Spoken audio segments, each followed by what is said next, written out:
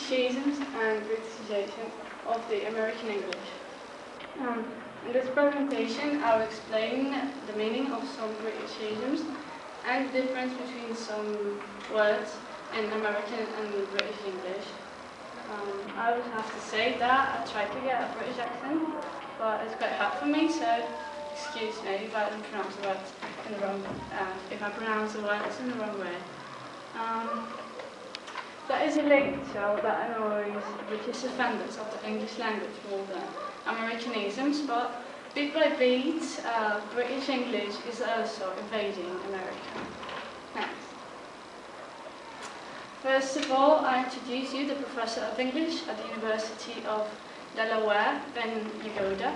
Here we can see a quotation from the professor which says, "I enjoy seeing them. If I find an American saying one, it makes my day." He's making reference to Britishisms. 3 years ago, he set up a blog dedicated to sporting the use of British words. So far, he has found more than 150 Britishisms. For example, cheeky, which means showing no respect, but also in a funny way. Shut up, which is a flirtatious conversation or to heat someone. And sell by date, which is a date by supermarket foods must be sold. Americans use the expiration date. Yagoda also notices changes in pronunciation. For example, his students use that sort of London glottal stop. London glottal is from glottis. The glottis is the bottom of the body, which is here. So his students use that sort of London glottal stop, dropping the T in words like important or Manhattan instead of saying important or Manhattan. Next. In this graphics, you can see the use of these 4 British words in the USA. The use of ginger in the USA to describe someone with red hair. Took off with the publication of the first hair report book in 1998 because Hermione, one of the main characters, is ginger. I have already explained the meaning of sell by date and shut up. And go missing, it's simple. It means to disappear. You can see that all of them have increased. Next. Corey Stamper, Associate Editor for the Dictionary Merriam-Webster, agrees that British words are entering the American vocabulary. For example, gastropub, which is a pub serving good food, bars with good food and beer, are springing up in many cities in the US, and this British word is often used to describe it. Then we've got the word twee, which is naturality, which means excessively dainty or cute. Then there has also been a huge uptick in the word ginger as a way of describing someone with red hair, as I have already said.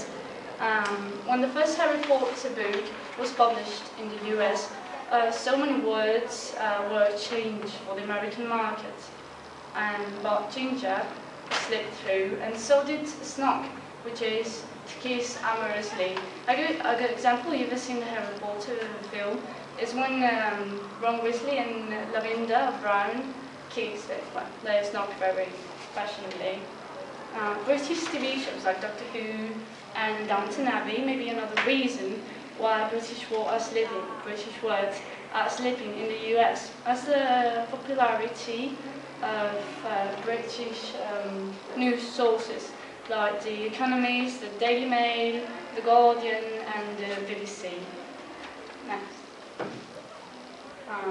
Some British terms can be useful in order to fill in a gap where there is no direct equivalent in American English.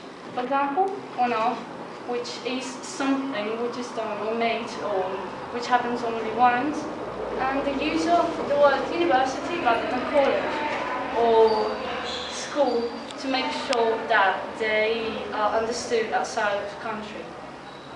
Some words were once common in both sides of the Atlantic, but dropped out of the American usage, while remaining popular in Britain.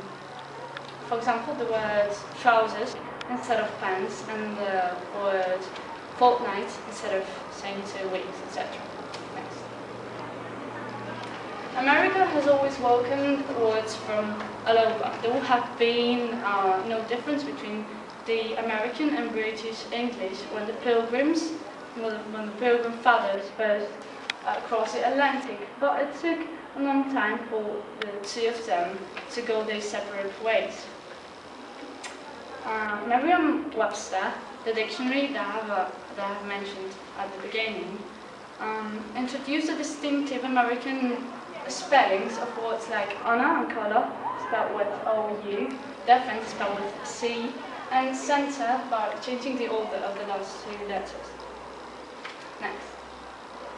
And to finish, I'd like you to know this quotation of Jessie Shake-Lauer, American editor of the Oxford English Dictionary.